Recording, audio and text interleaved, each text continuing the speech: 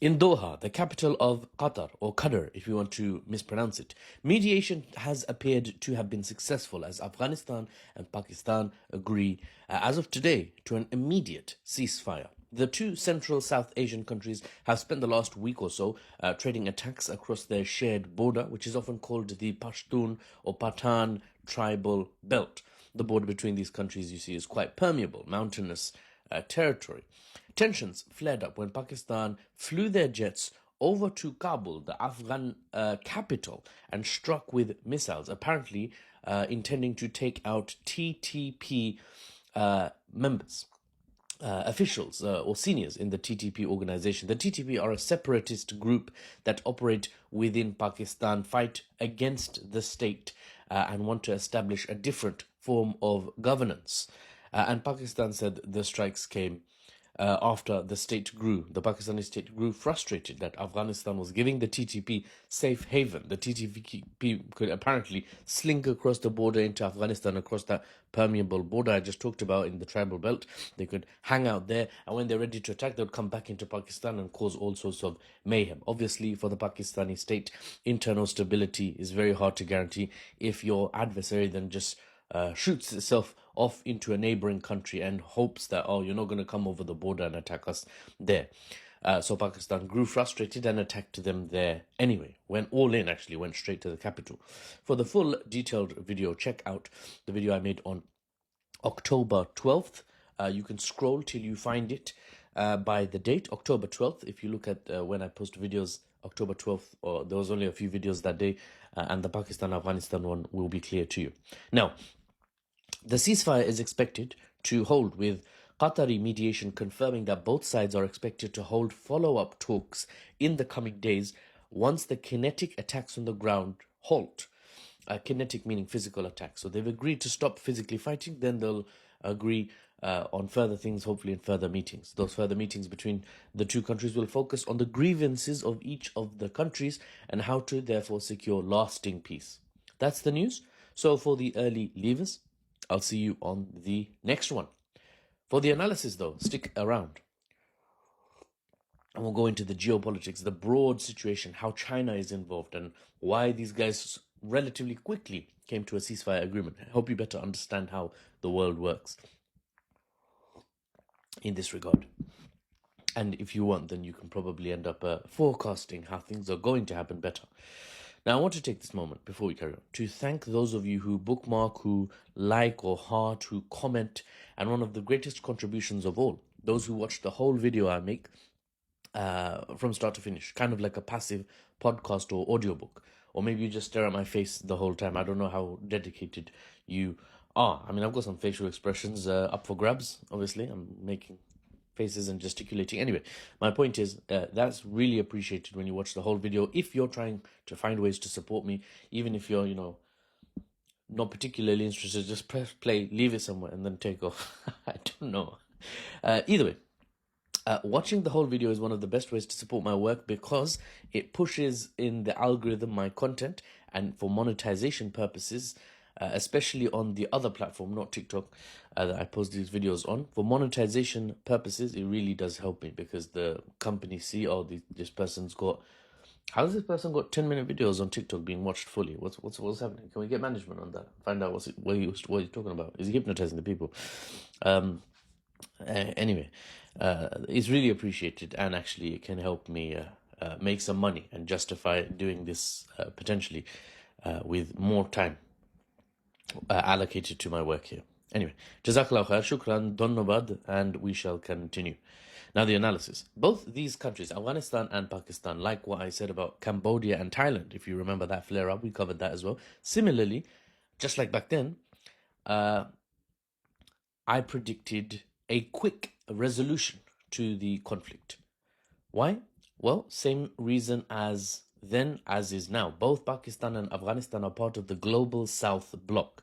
They're both developing countries, they're both in Asia, and they both have strong incentives to work with the China-led global South bloc as a whole, especially since Afghanistan can't really work with the West, where Big Daddy USA got kicked out of Afghanistan in 2021 after 20 years of occupying the country. They left like a thief in the middle of the night, leaving, by some Western estimates, $7 billion worth of US military equipment was just left in Afghanistan. That's not part of the Afghan army.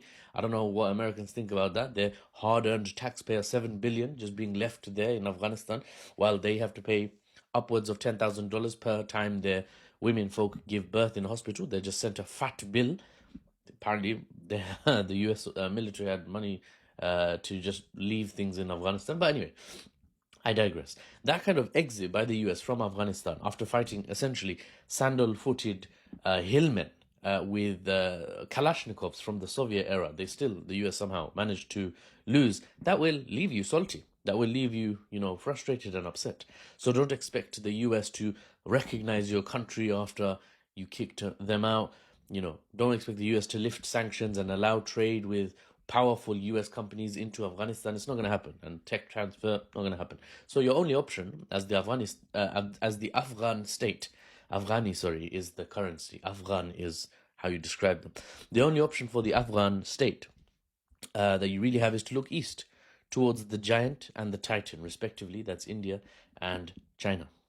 Pakistan isn't BRICS yet, the other country we're talking about in this video, because India is in BRICS. And of course, Pakistan and India have some rivalry, just to put it lightly, actually.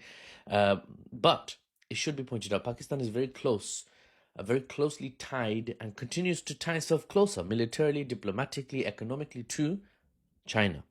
So both these Muslim countries, Afghanistan and Pakistan, have an incentive not to fight each other and have built and are building more relationships with the incoming, you could say, superpower. Not really, more one of the two great powers on earth, China, the rising star. They're both building strong connections on that front. So it doesn't really make sense to fight amongst yourselves.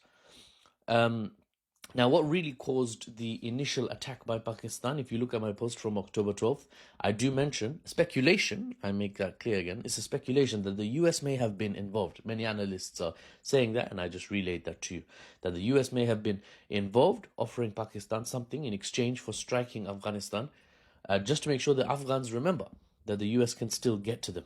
Because you see, conveniently, or coincidentally, you could say, or maybe not, the US had demanded Bagram Air Base back from the Afghans. That was a military base in Afghanistan, just north of their capital, in fact, not too far, I believe 25 miles. That was held by the US when the US were occupying Afghanistan, and then before that, it was held and built by the Soviet Union when they had occupied Afghanistan for the 20 years before the US. And Afghanistan basically said when Trump said we want Bagram back, potentially to keep an eye on China, potentially to keep an eye on Pakistan, because it's getting a bit too close to China. We want to put a wedge in that relationship. Afghanistan said, not 1 inch, Bruda. You want it, come take it. I ain't giving it. Not willingly. And then Afghanistan released videos showing military capabilities, like parades, and it was quite funny, actually.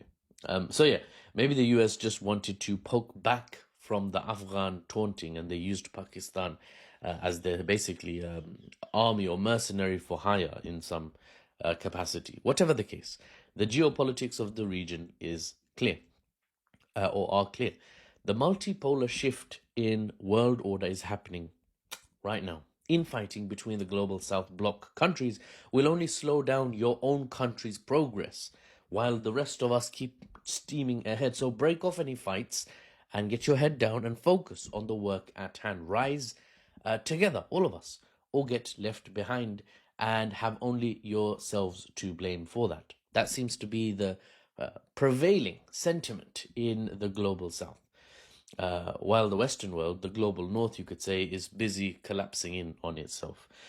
For the time being, it seems Afghanistan and Pakistan agree with that assessment, that we need to stop fighting and start rising and grinding. Okay, not the Sigma grinds, maybe a Sigma grinds on a national level. I don't know. But yeah, they've agreed to stop fighting and start progressing, looking to the future. They're looking to wind up their short fight between themselves and look to the future through cooperation. Where can we go? Through cooperation with other regional countries, with China in particular. Where can we advance infrastructure, technology, military for defense, deterrence, etc.?